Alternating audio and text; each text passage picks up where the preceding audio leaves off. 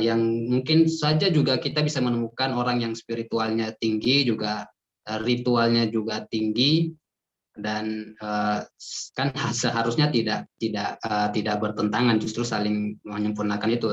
Nah, terus tapi kenyataannya tidak demikian gitu, kenapa, Ustaz?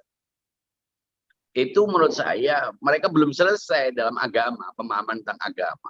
Mestinya kalau dia tahu bahwa agama itu justru adalah konsep untuk membuat orang menjadi spiritual. Mestinya, ini kan bicara tentang semestinya, bukan berbicara yang sudah terjadi. Nah, mengapa yang semestinya tidak muncul, justru yang faktanya agama itu justru tidak membuat orang jadi spiritual, membuat orang malah berebut untuk haji, tapi tidak mencerminkan perilaku haji, ritual haji itu dalam kehidupannya. Ini kan yang ternyata terjadi.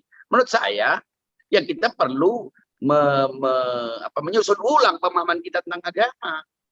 Ya, kalau agama dikaitkan dengan sesuatu yang bersifat subjektif, nggak akan pernah selesai. Bayangkan setiap orang punya penafsiran yang berbeda-beda tentang agama. Loh, kapan agama menjadi sebuah sistem nilai, bagaimana menjadi pranata sosial, bagaimana menjadi sebuah ajaran yang mengikat masyarakatnya. Ketika setiap orang memiliki penafsiran yang berbeda-beda, bahkan bukan hanya berbeda, bertentangan.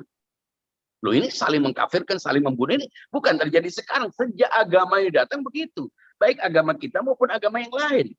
Ya, orang dengan klaim agama membunuh orang lain, melakukan genosida, dan itu juga sering terjadi. Nah, gimana kok mestinya begini, kok jadinya begini?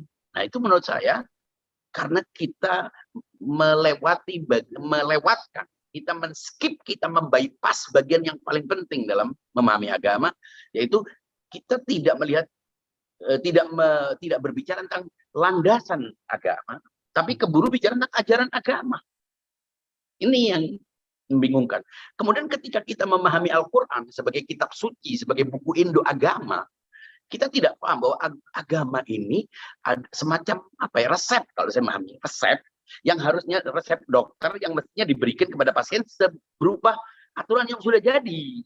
Bukan justru dia yang meraciknya, bukan justru dia yang menjadi dokternya. Nah, ketika setiap pasien merasa dirinya diserahi resep dan semuanya membuat resep sendiri-sendiri, bagaimana resep ini menjadi berlaku atas semua pasien?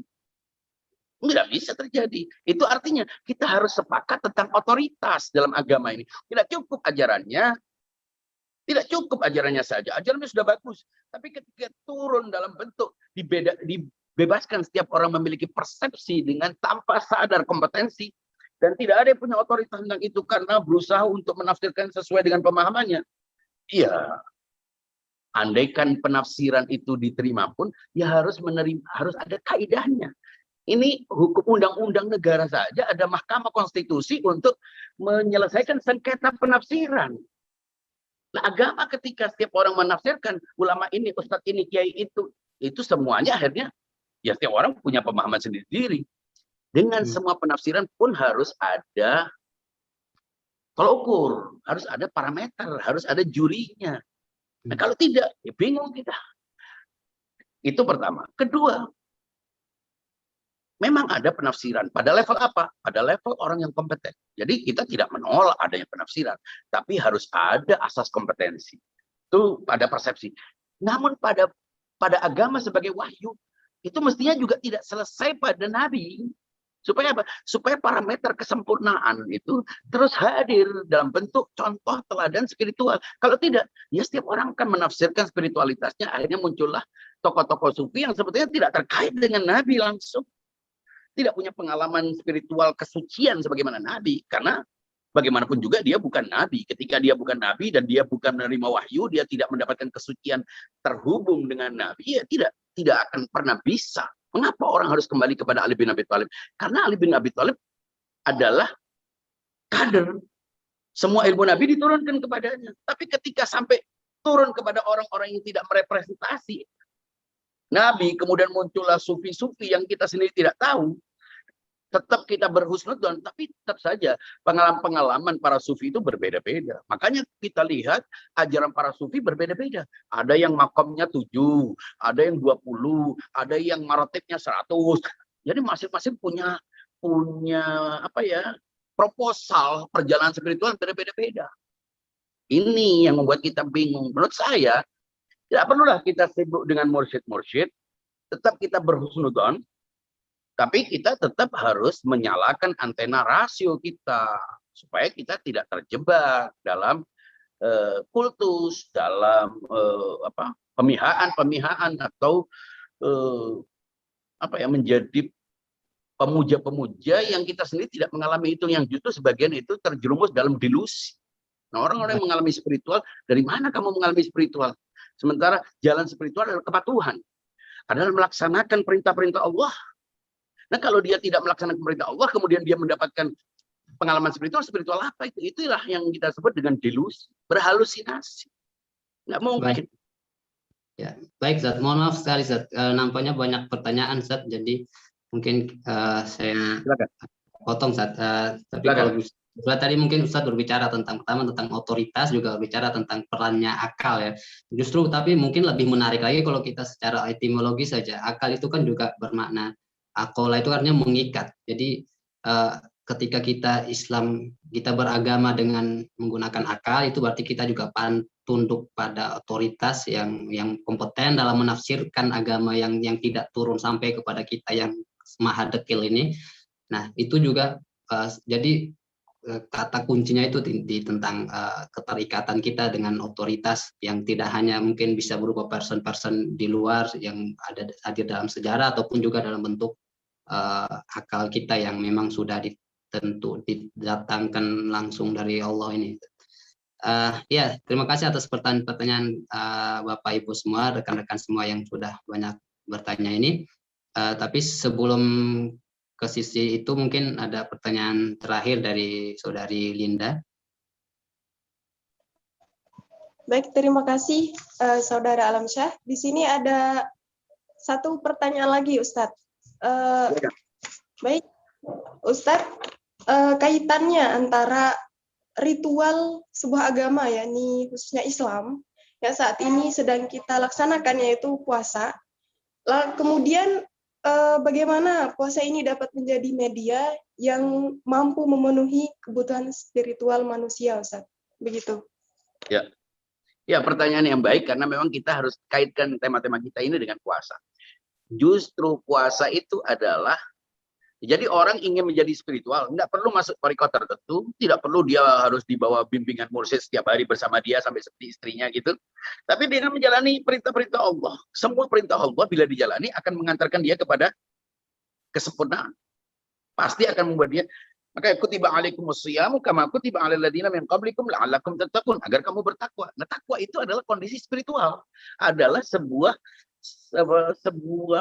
sistem spiritual yang membuat dia tidak menghindarkan dia dari perbuatan buruk dan mendorong dia untuk perbuatan baik. Takwa itu artinya adalah sebuah potensi, sebuah kekuatan, sebuah energi dalam dirinya yang terbentuk akibat dari iman dan amal, sehingga dia ketika mau melakukan perbuatan buruk tiba-tiba mules.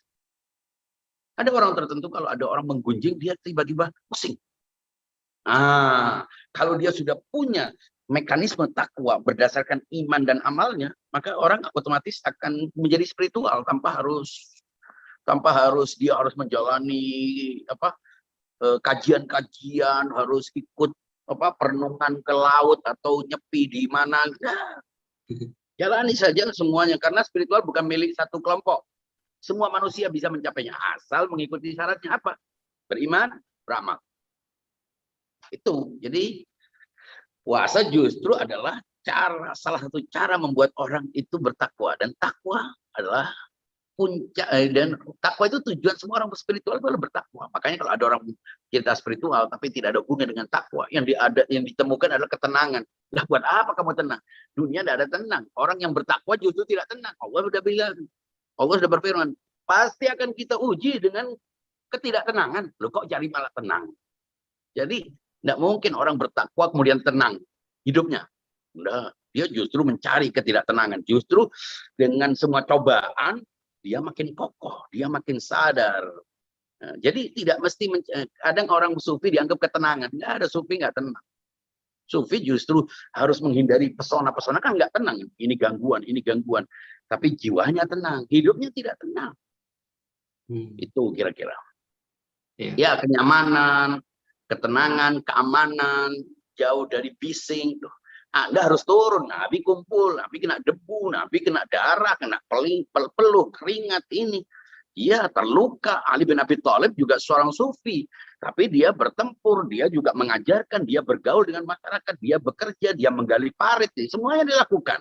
Itulah makna sufi atau spiritual. Jadi jangan pernah kita memahami spiritualitas itu adalah sebuah kondisi yang elitik, yang khusus, yang eksklusif. Saya tidak percaya itu.